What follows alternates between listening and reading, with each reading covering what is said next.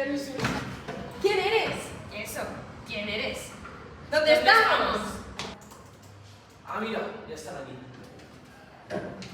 Hola, buenas tardes, soy Ricardo, soy el secretario de esta sala y vengo a deciros que habéis fallecido y depende de los actos de vuestra vida. En esta puerta, si habéis hecho actos buenos, tenéis ahí, y si habéis hecho actos malos, en esta puerta.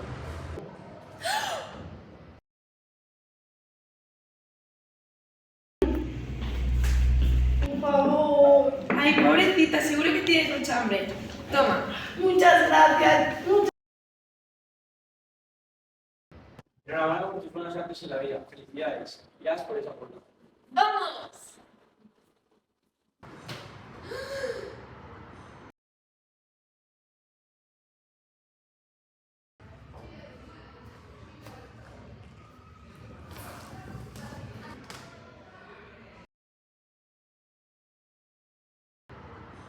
Usted, sintiéndolo mucho, tendrá que ir por la otra puerta por sus malos actos.